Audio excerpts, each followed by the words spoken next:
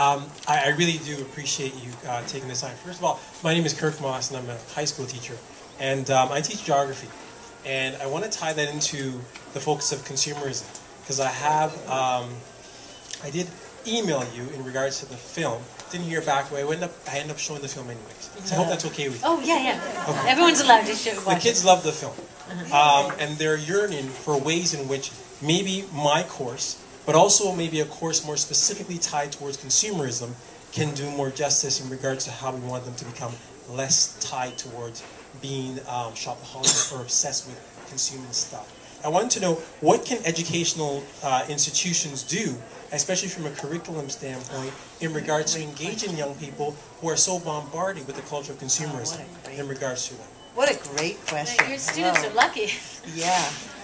You know, when I made the Story of Stuff film, I wasn't thinking about reaching students and kids at all. And in fact, somebody involved in the production said, you should take out the words "you suck" or it won't be shown in schools.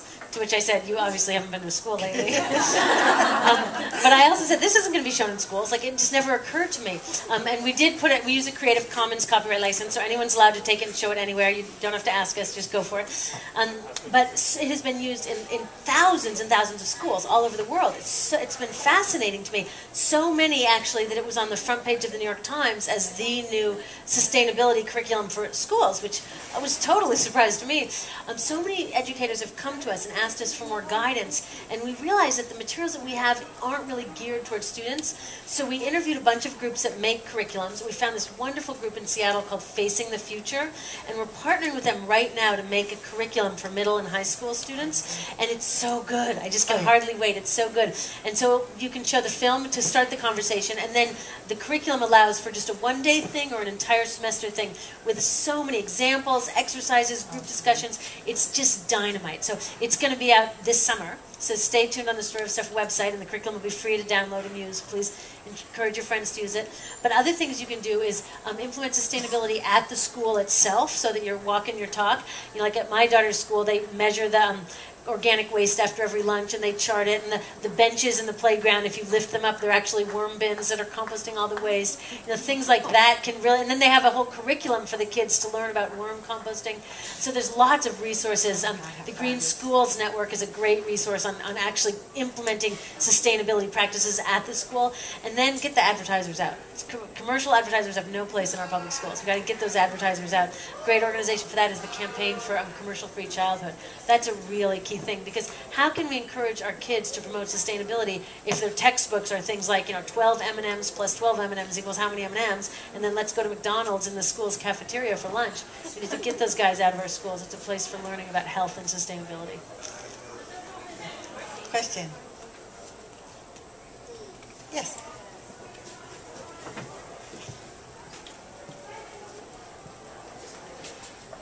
Hi, my name is Ben West. I'm from Vancouver, and I actually just happened to be here today and found out you're here, which is great. I work for the Wilderness Committee in Vancouver, and we're trying to fight a number of waste incinerators in Vancouver. Thank you. No, thank you. So I guess my question is, first of all, if you could just explain a bit more about the pitch that is made by these proponents. And I've just recently heard that the World Trade Organization is putting millions, if not billions of dollars into promoting incineration all over the world. And there's a number of claims that really are upsetting to me, and I find that they can be quite effective when people hear these arguments. All this talk about all this great new scrubbing technology, and how there's one politician in particular says that an incinerator is not as bad as a backyard barbecue. And another area, which I'm not sure if this is sort of somewhere that you've really delved into, but the carbon calculation, the way that they basically count all organic material in an incinerator as being carbon neutral, because you burn one tree and plant another and somehow that makes it okay. So these claims that are coming about why incineration is the right way to go, if you could sort of explain a little bit more about sort of how it's not about burying versus burning, but actually looking at the sort of the full life cycle and how these claims are out there. So I'll limit myself, because I could literally do this for 8 hours and have a great time, and I'd be like all by myself still doing it, and you all would have gone home, because this is my favorite topic, because incinerators are so dumb and so unnecessary. We don't need to have them. Like, some environmental problems are really complex. This is not. Just don't build incinerators. So I'll tell you what, the best organization in the world is working on this issue is a global network called Gaia. It's the Global Anti-Incinerator Alliance, so definitely check them out. And we should talk more more afterwards because I literally could go on for hours. But I'll tell you a couple of quick things about incinerators.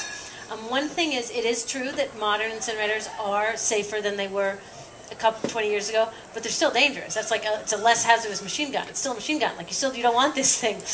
And in terms of the big picture, even if you could make it safe, you could never make it sensible. It does not make sense on a finite planet when we are butting up against resource limits from all over the entire world. It does not make sense to spend hundreds of millions of dollars to build a machine designed to destroy resources.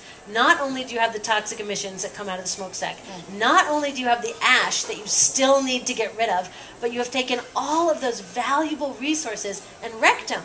Like, that is so dumb. It should be illegal. It is such a crazy thing to do. So fighting incinerators is really, really important.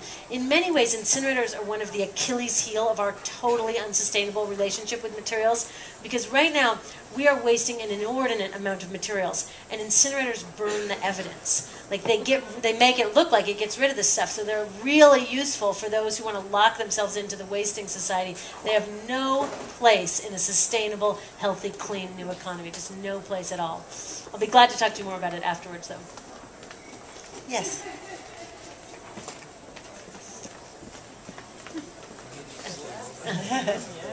Get an exercise.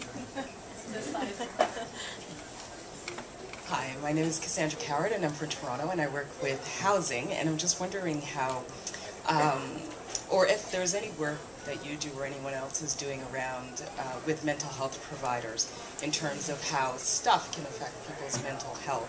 Hoarding is a big issue. They've got a show on TV now all about it, and just how that contributes to people's just well-being. And it may not lead to hoarding, but it can definitely affect just your general everyday feelings. It's so interesting. I just was in another bookstore and just saw a new book. Do you know what it's called? It's called Stuff, too, and it's about Hoarding. Hoarding, yeah. I haven't looked at that very much in terms of the hoarding piece of it. What I have looked at is some really interesting psychological work about an excessively consumeristic orientation and your psychological well-being. There's a professor named Tim Kasser who writes about this, and he wrote this really interesting book called The High Price of Materialism, and he did very thorough psychological studies, actually internationally, and he showed this. It's a very depressing positive feedback cycle, that the more anxious and insecure you are, it leads you to be more materialistic, and being more materialistic leads you to be more anxious and insecure. So it's like this downward cycle. It's a fascinating book. So I've looked at the psychological issues related to buying, but I haven't really looked at the hoarding stuff. There must be fascinating studies, because everybody I know is stuff saturated, right? How often when someone gives you a gift is your first thought, where am I going to put this? It's like, my house is full. Our 3-car garages are full. Our storage places are full. It's like enough stuff. And I feel like the message about having less stuff, it's one of the reasons it's being so well received right now is we're burdened by our stuff. It's a pain in the neck to spend the weekends putting all your stuff back on the shelf, and it's like considered a cathartic activity to get rid of stuff. I saw a neighbor the other day, and I said, "How are you?" She said, "I had such a good weekend. I got rid of 7 bags of stuff." This is not a healthy relationship with our stuff. Our stuff used to make us happier and better, and to a point, stuff does make you happier and better. If you have no roof over your head and a hungry belly, more stuff helps you. I often think about Little House on the Prairie. Remember when the episode where they got the glass in the windows? It's like, fair enough. There's a point in our country's development where more stuff makes you happier, but the marginal increase of happiness goes down with each new thing. Your second pair of shoes makes you happier than your 42nd pair of shoes. And after a point, more stuff is toxic, literally, because of all the toxic chemicals in consumer products, but spiritually too. It gets to be to a point where it doesn't make us happier and healthier.